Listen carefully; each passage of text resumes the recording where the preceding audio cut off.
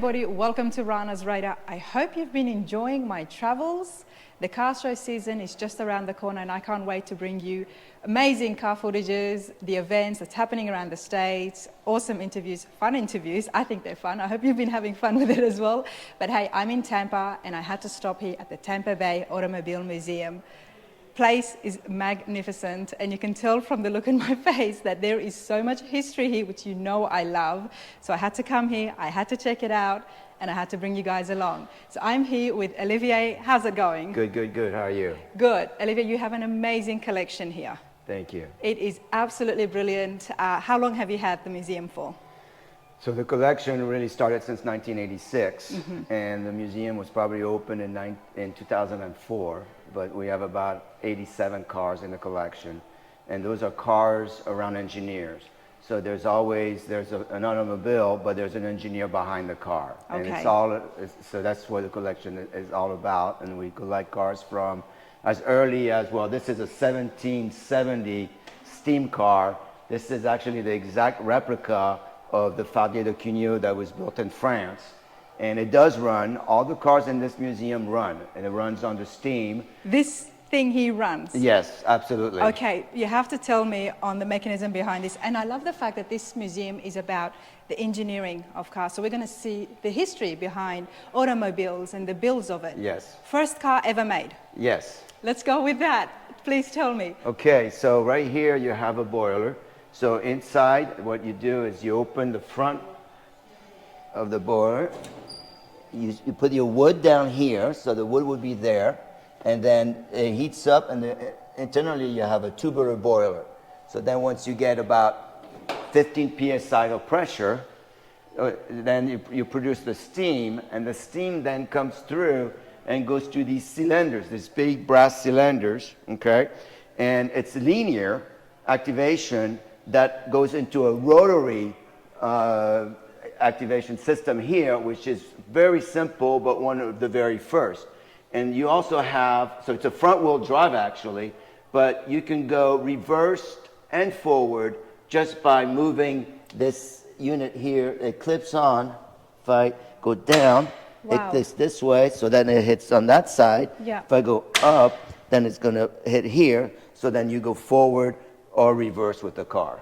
Wow. So it only runs about 3 miles an hour, and the reason we built this is because you read in the books, did it run, did it not run? The original is in Paris, in the Arts de Métier in Paris, but it's too old and will not run. They cannot run it. So we decided to go to Paris, get all the drawings, built an exact replica. This unit was actually for the war, the French army, to carry cannons, because the cannons were getting too heavy for the horses. So here you can see underneath it, you have a cannon. Wow. And it was to pull the cannons into the fields. Wow. So yes, so then we have... You've built the exact replica. Yes, so the frame was done in France using the 3 different types of wood. A lot of the mechanical components were done here. The boiler was done in Connecticut. So it was kind of a project from a worldwide project, just so that we can have it the exact machine. And then the reason here, this is the water tank. The reason that it says bourbon is, well, we played on words because it's actually Louis XVI family name.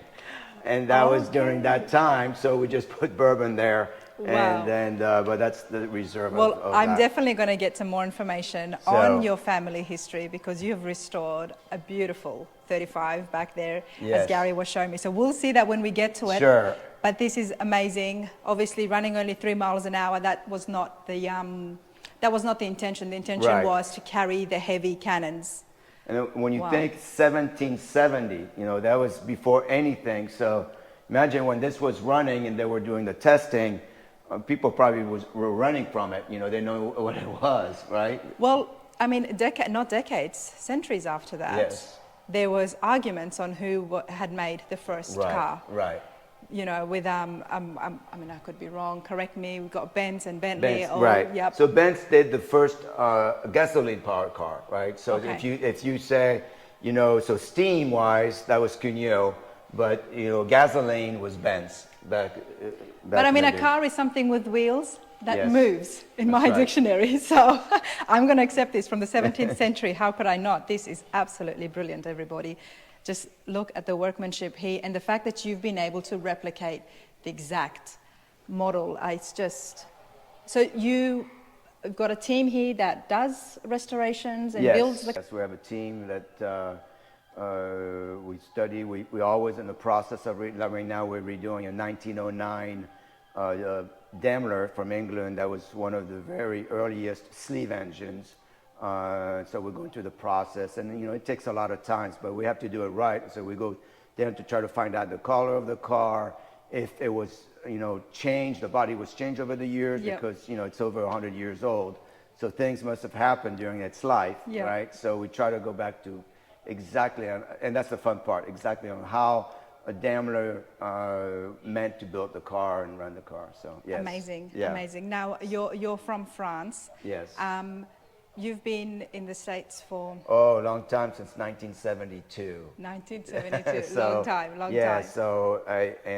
So the collection is all about, there's, French vehicle, but there's a lot of American vehicles that I have we'll noticed, see. yep. So it's all, and then Czechoslovakian vehicle, because if you can see these 3 cars next to the Cugnot, you have the first half track, the K-Gress, that you'll see the half track because it's chain driven in the back. Oh. And that was used to, as you could see on the movie there, they were crossing Africa, they crossed China with them. It was a publicity stunt from Citroën. Wow. And so that was the very half first track. Time they were doing that, and very successful. Wow. So then, And obviously that's a big chassis underneath that. Yes, yes. And this roller here is so that you can go, when you go down a ditch, you hit, the dirt, and then this will take you off, out of the ditch, hopefully. Again. So, engineering. The engineering behind it. Right. The thought that goes into it. Right. Now this is an interesting engine. So yeah, so this is this is Tatra, this is Czechoslovakian, and the engineer behind this car, his name is Ledvenka. So it's air-cooled, opposing cylinders. It's a 4-cylinder, all aluminum engine. And what's interesting about this car is it also has 4-wheel drive independent suspension in the rear. Wow. Which is for 1930. For 1930, extremely rare. And so the wheels in the back move independently of each other, and they're all driven. And what was this built for? What was So the purpose of it? It was an army car. Okay. So it was an army car, or there was a staff car. It was done for different purposes, but mostly for the army.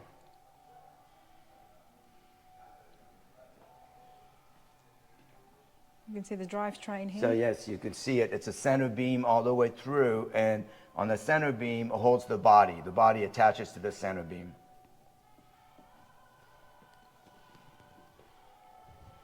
Would that help in supporting the chassis as well? Yes. Because of so there's really no wheels chassis on this car. No. It's just the beam is the chassis, and then you have the body, that you have angles that supports the body on that beam.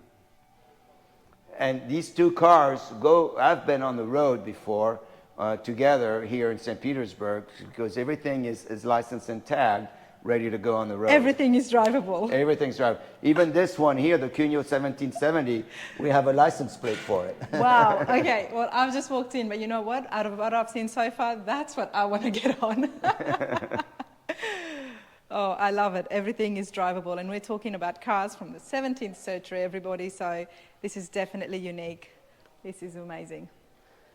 So we can go if you want. There's these, it's up to you. Or? What have we got here? So here, this is I thought so. It's the patent for Benz, okay? So Benz, so it's the first Benz gasoline reproduction car that Mercedes-Benz reproduced a few years ago, made 100 of them, and sold them to their dealerships.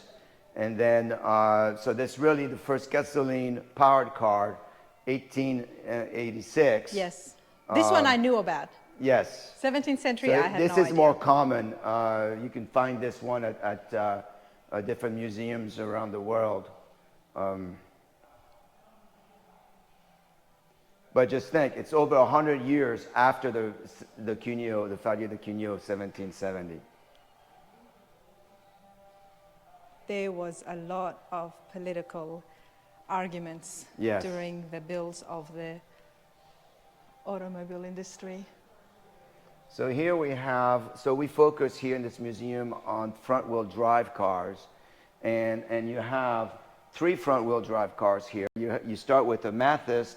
This is an all-aluminum 1942 car, which is 76 miles to the gallon, 76 miles an hour, 3 liters every 100 kilometers.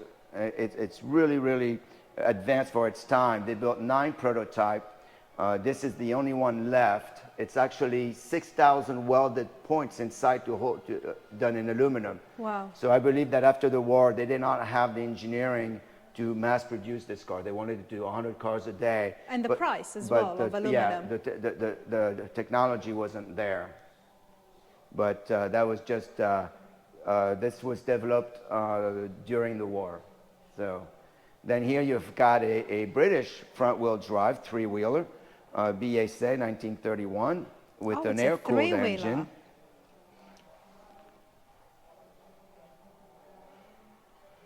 And why would they have made it into a 3-wheeler? So, tax reason. Okay. So, it's taxation.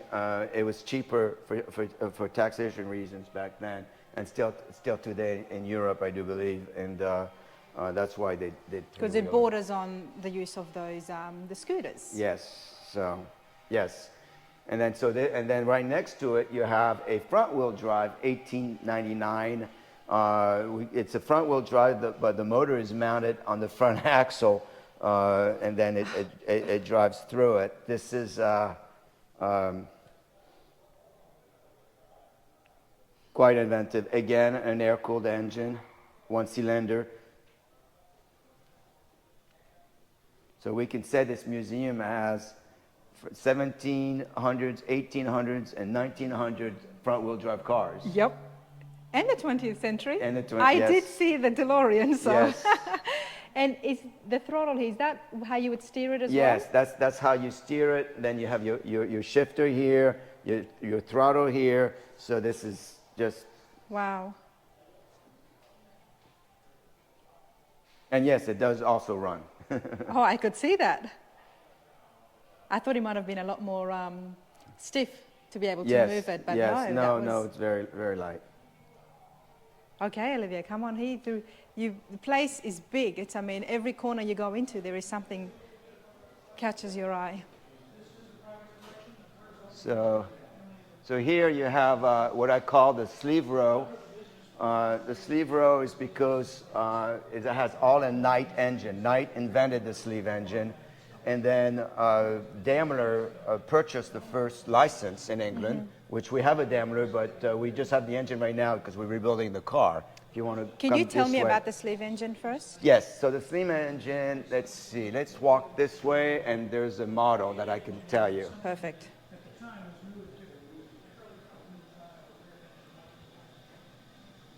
One, like, how is this so different? So, the sleeve engine, here's a cutaway of a sleeve engine. So there's no valves like a regular valve engine. It's just 2 sleeves that you'll see sliding within each other. And then here, this is the intake. So the intake, then it goes in here. You compress the gas. You have an explosion, okay? And then you've got the exhaust right here that's going to open up right here, chase the exhaust, and then you repeat it. So it's 2 sleeves within each other. It was very quiet back then. It did produce a little bit more smoke, and it was expensive to build. So that's why, but from 1909 to about 1940, many sleeves engines were built in Europe and in the United States. Okay. And they were all from the Knight patent. They called it the silent Knight because it was quiet.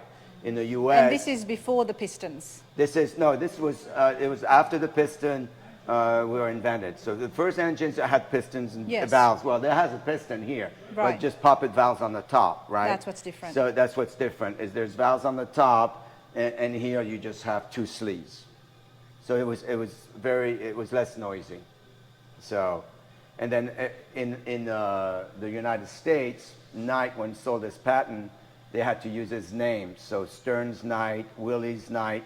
You see these cars, which it was Stern was the car manufacturer, and Knight was the invention. The in Europe, inventor. he didn't do that in his patent, his licensing, so this just says Daimler, or Minerva, Panhard, and so forth. Love it. And then here you can see this is the engine, one of the very first 1909 sleeve engine. Daimler was the first company to purchase the patent from Knight. And this engine now is all redone, and now we're working on the car in the back so that within the end of the year, this car will be running again. And you can see the valves, it's different, looks different. So yeah, you have just two sleeves within in here, and just like the cutaway. And this is the car here. You can see this is actual car. Then we found out that it was not red. In 1920, it was repainted red, but it was actually an off-white. So the car will be redone off-white. Will be redone exactly how it was. Of course, I don't expect anything less from you. And then so here you've got more sleeve engines. So this is a Voisin with the sleeve engines, French. And Voisin used for many years, for about actually 15 years, these sleeve engines from the Knight patent. Wow. And we go to a Willies Knight, an American. So Willies Knight probably produced more cars using a sleeve engine than anyone else in the United States. Most people are familiar with Willies Knight and the Willies Company, Willies Overland. I'm sure my viewers would be, everybody. Tell me your thoughts about Willies Knight, and let me know if anybody has had one or has come across one. Stern Knight. So Stern Knight was the American company that first bought Knight's patent in the United States. And Stern, and this is a very, very powerful car. It's for 1913, capable of speed of 75 miles an hour. Wow. That is a lot for that time. So this is a very, very big car for its time. It was a prestigious car, just like the Rolls-Royce Silver Ghost. It's beautiful. Look at 25-year restoration, this car. 25 years. What was the most difficult part of the restoration? So on this one, we were very fortunate that we bought it just like this. It was restored in California by a Stern Knight expert. Okay. Unfortunately, the person passed now, but yeah, he restored many, many Knights, and that was one of his personal car that he did.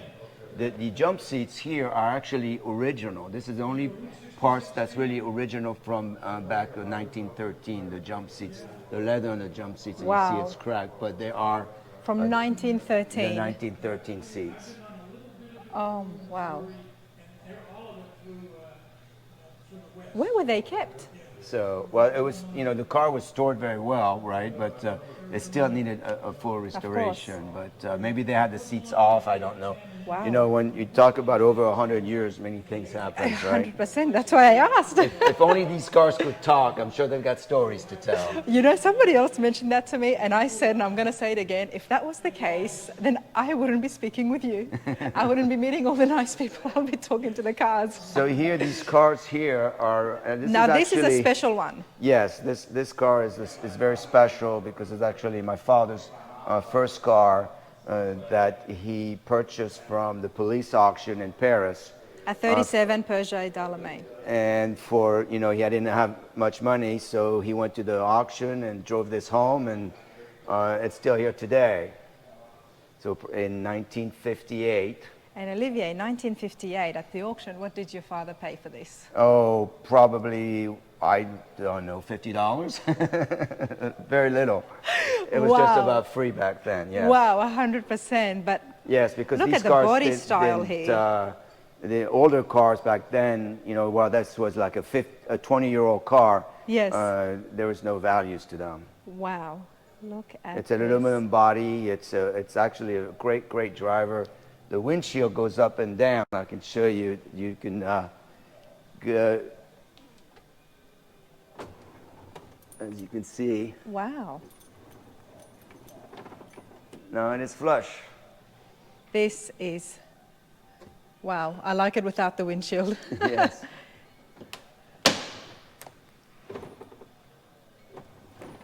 Wow. This would be absolutely brilliant to drive and take on the road. This is just, look at the body style here. Beautiful. And then you go, so those cars here are also the very first car of my dad, the Delahaye, which he purchased from Gypsies in probably 1960 or so.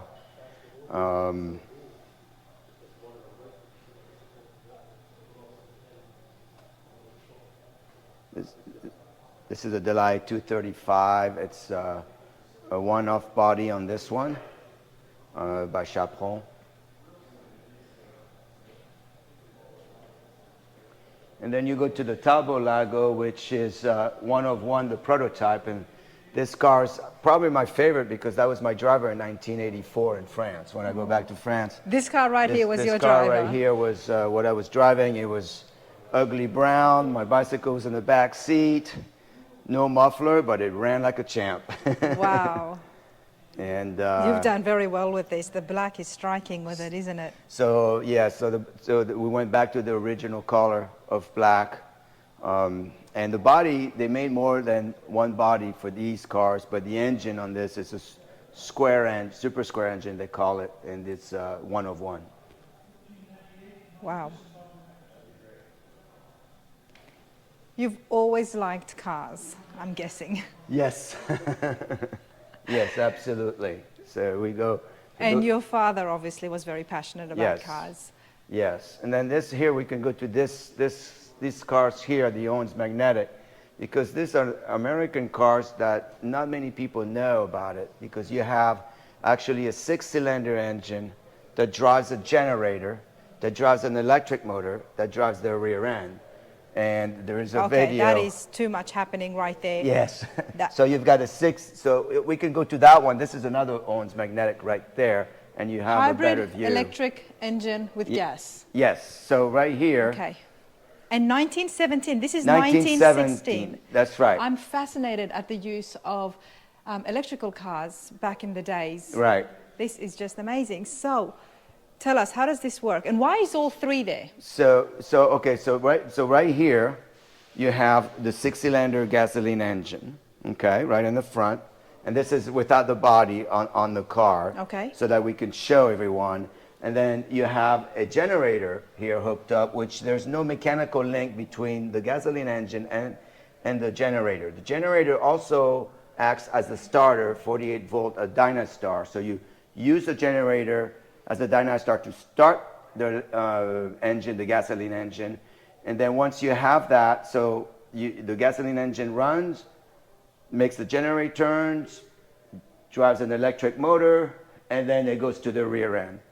Why? Because you didn't have a clutch. It was like an automatic. It was 100,000 of speeds that you were using rheostats. It was very easy to drive.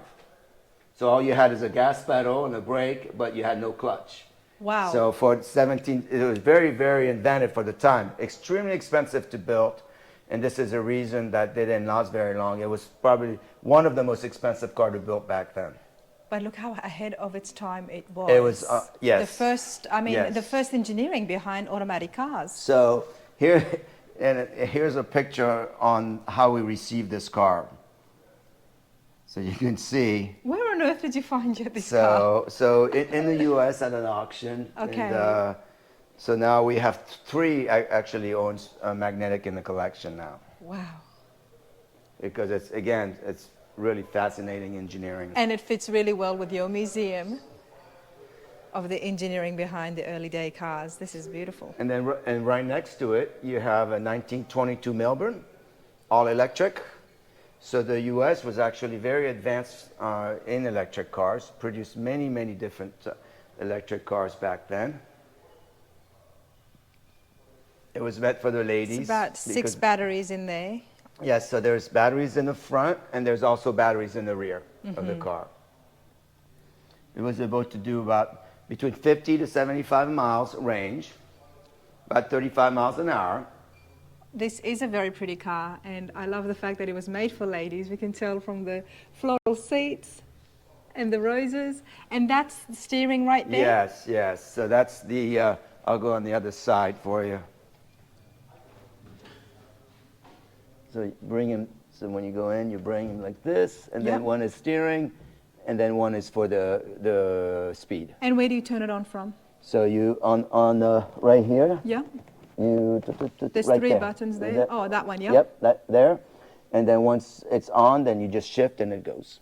Now, You have 3 speeds. Can you tell me, with electrical cars in the early days, Yes. when it comes to charging them, electricity wasn't so So you didn't easily have a accessible. charger, yeah, but back in, so this is the charger right here. So that was the charger. So you have to understand that back then, people that purchased these cars were well off, and you know they had electricity in their homes and so forth. So this was more expensive, like still today, than a regular car, than a Model A, Ford, anything like that. So. So today, just like today, they would charge the car at home. There you go. Now look at this beautiful showroom, everybody.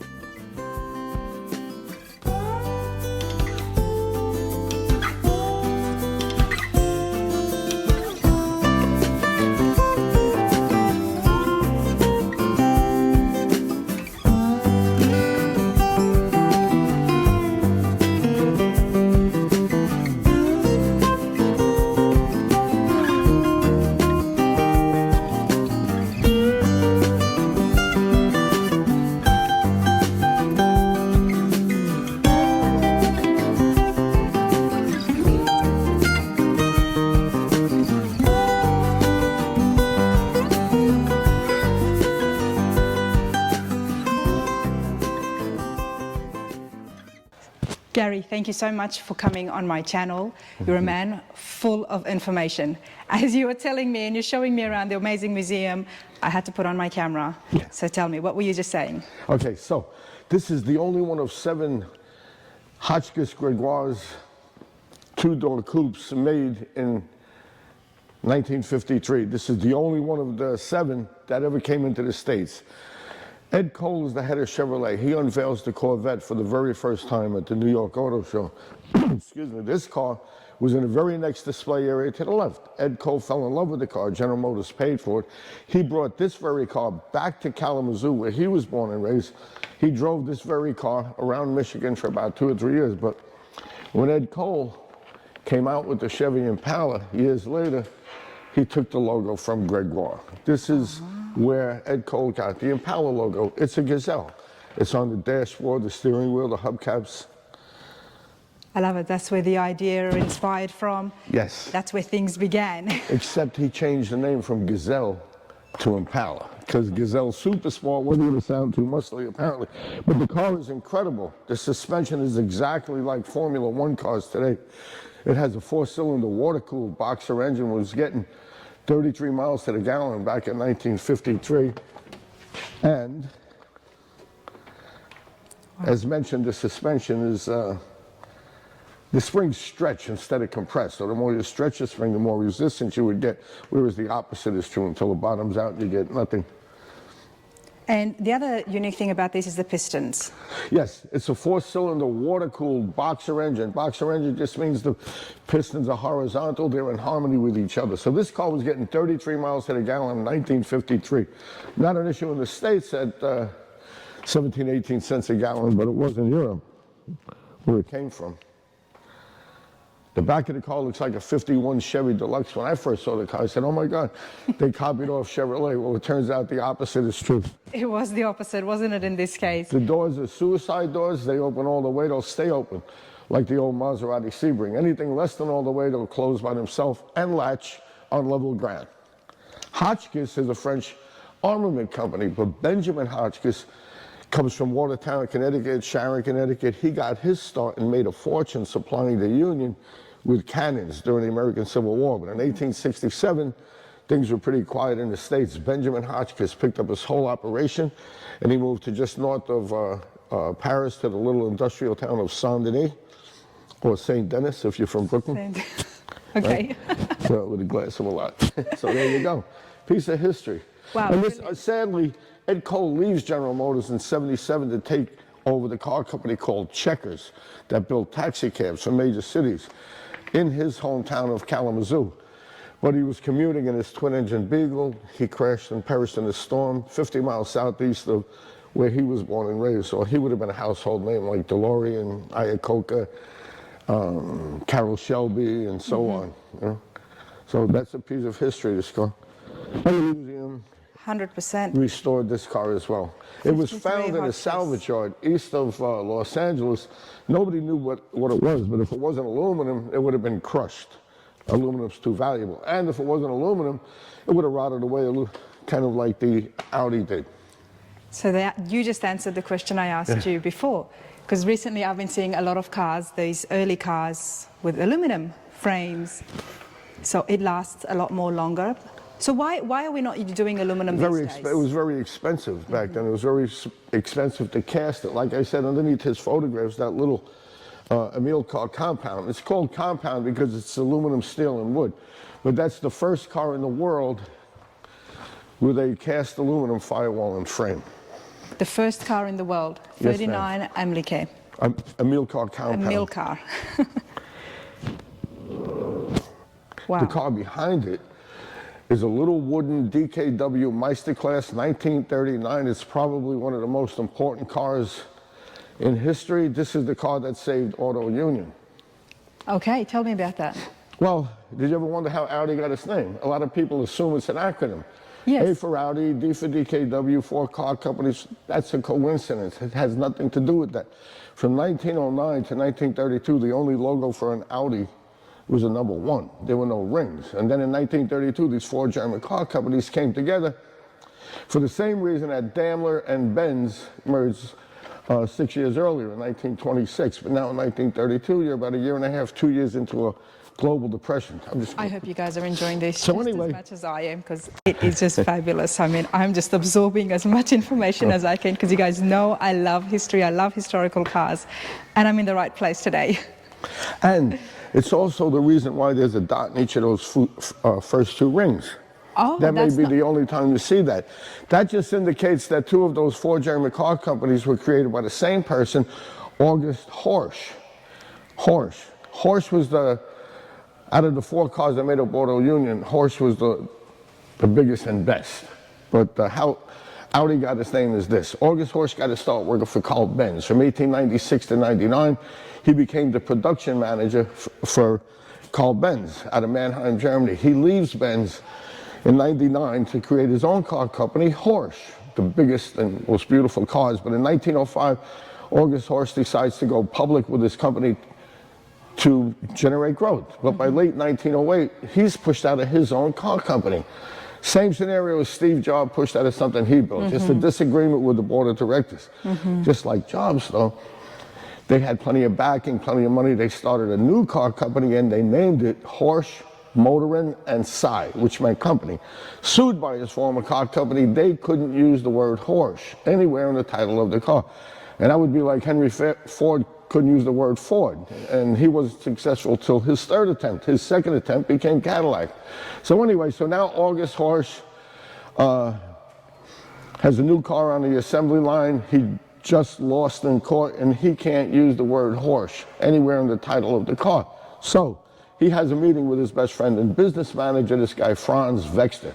They're at Franz's house. Franz's brother Paul is there. These 3 men were good friends. So they have to come up with a name. 2 hours go by, they were getting frustrated, they couldn't come up with anything. Franz's son walked into the room and he said to August Horch in German, "Excuse me, sir, but why don't you call it Audi?" Wow. And Horch says in German, "Why?" Kid says, because in German the word Horch means to listen. He says the equivalent in English would be hark or hearken. He says in Latin, the prefix to listen is Audi, like audible, auditory, audio. He says it's probably the closest you're ever going to come to being able to call it horse, and that's how Audi got its name. It has nothing to do with Auto Union, but 19 out of 20, 49 out of 50, myself included, just assumed it must be an acronym, like NASA. Yeah. But it's not. I did think that. I did think it would be an acronym. I always did, because what else could it be? A for Audi, D for DKW, and the other two are German, who knows? You know? But this is probably one of the most important cars in the world. It's all wood, two-stroke, two-cylinder, front-wheel drive.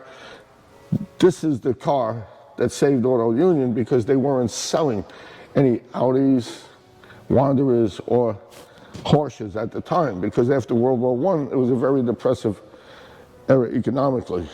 So, but there's no loyalty in the car business anywhere. In 1934, the guy who created DKW, Gorgon Rasmussen from Denmark, was pushed out of Auto Union, stayed with his wife in Munich until 34, went back to Copenhagen, never did a thing again. So,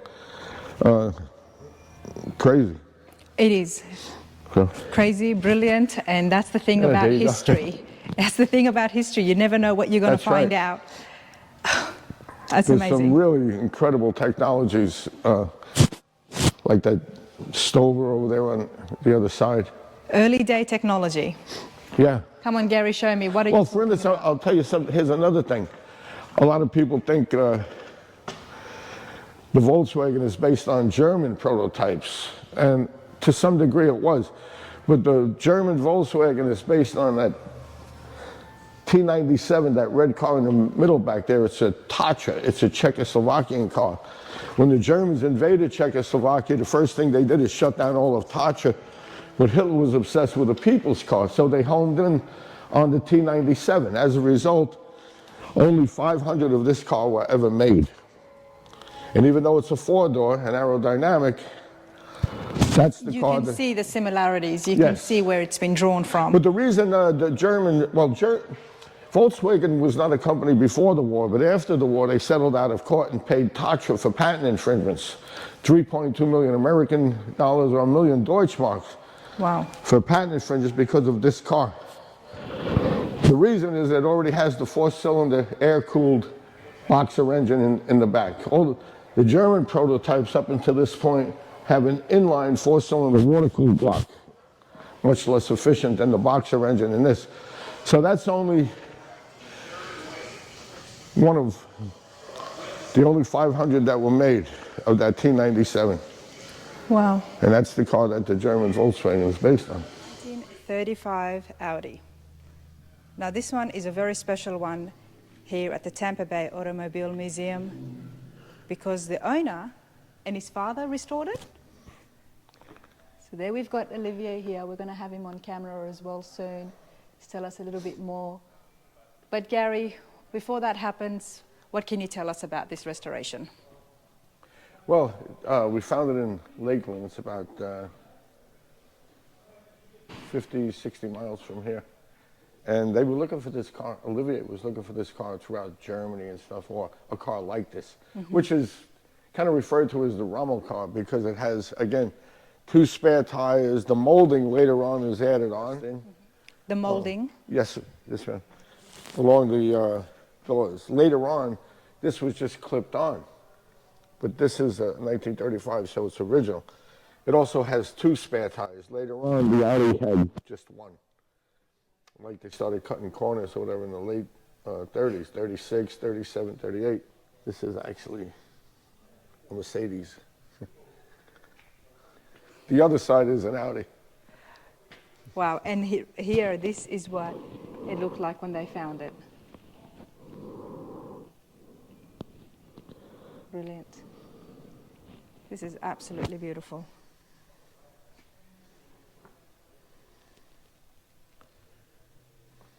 '35 Audi. Now, Gary, you've done some work on this yourself. Yes, all the wood is painted. The steel dashboard is also painted to look like burl wood or a maple.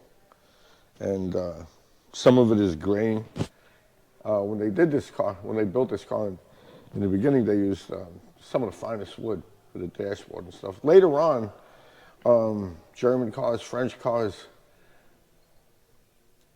dashboards started to be made out of steel and pressed because you could do a lot more with it. You could mount gauges easier instead of just cutting every piece of wood, Yes. you know, 100 times or a few hundred times. So, but they wanted to keep the look of a wooden dashboard. It's opulent, really. And so they would get full finished right out of the factory, French cars, German cars.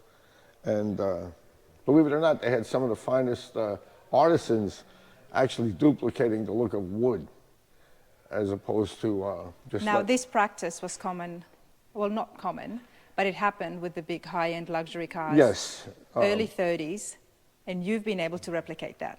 Well, I do full. You have. I do fake finishes. But it looks Full finishes, brilliant yeah. because when I so first in other words, looked it looks like the burl wood and it looks Yep. like the grain wood, but it's actually painted. it is, and it does not look painted at all. That's why I asked you. Thank I said, you. "What type of wood is this?" Oh, And you have to see the Delahaye. That's pretty. okay, as come well. and show me the Delahaye. Okay, it's that red car right there. And that's similar steel, made to look. Yes, ma'am. It's also all steel. This car here. All the trim around the windows is painted to look like wood. 52 Delahaye. Aluminium firewall or steel? Aluminum? Some things are, Okay, and mixture. some things are steel. Now here is that window trim again. I'm just going to touch, see, you would never think that there is steel underneath this.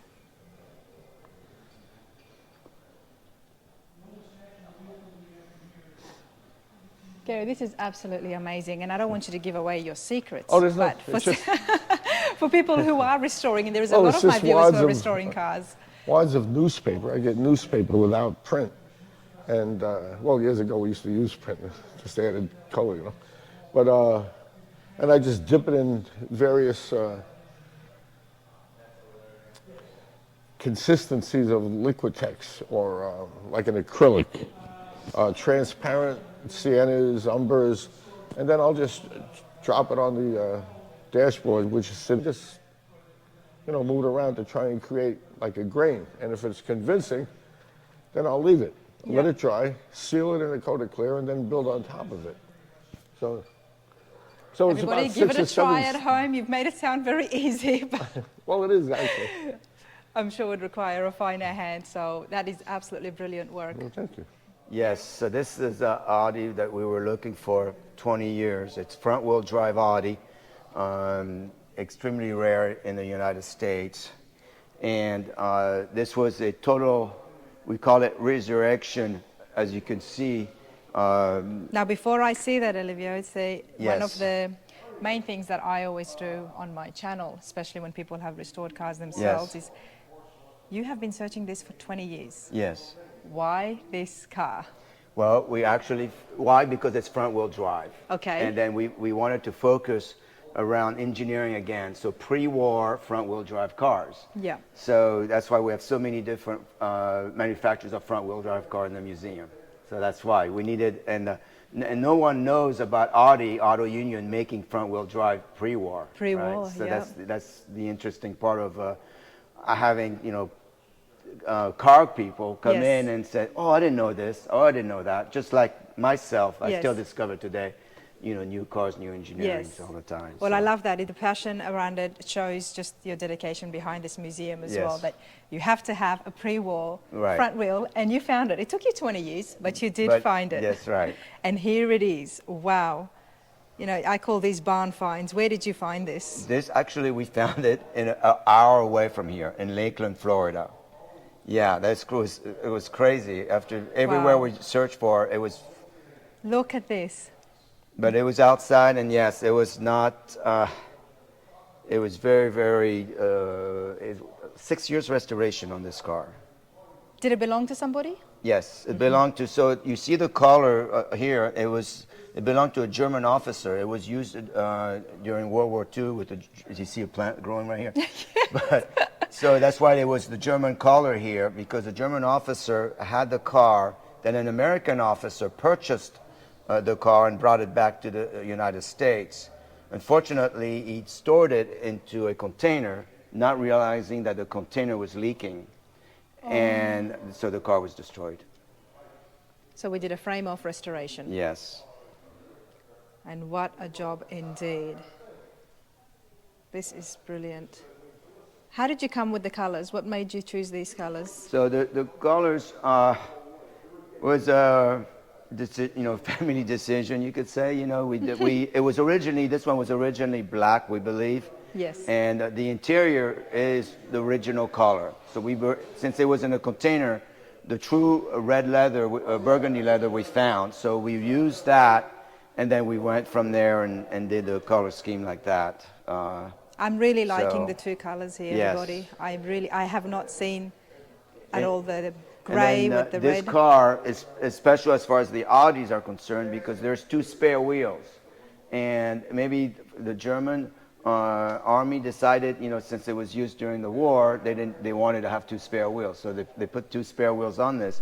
35 Audi, and I love the fact that you found this only an hour away. Yes. Searching for it for 20 years. Where were you looking in those 20 years? Obviously interstate. So everywhere, auctions. really. We have fillers everywhere throughout the world to try to find one. And then one day, actually, my father comes to my office and says, "I think we found an Audi an hour away." And this is and we drove, and here it was. Wow! A total bar find. And your dad's still involved with the museum? So he's still involved. He's getting older now. So, but he's still he comes here once in a while. This would make him so happy. Yes, that's right.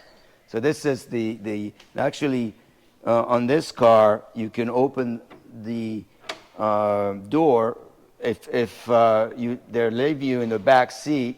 And they forgot about you, you have a handle here for them, that you can open the door at 2 locations.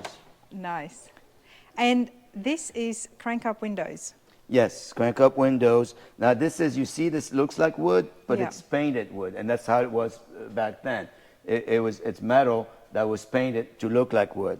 So yes, this is the crank-up window here. Nice. Like you can see. Gary showed us his work that he does, painting over the steel to make it look like wood grain. And like I said, it's absolutely fabulous, everybody, because you cannot tell that is not wood. So I said to Gary, so what wood is that? I love it. He's like, well, it's not wood. And I'm like, okay, explain.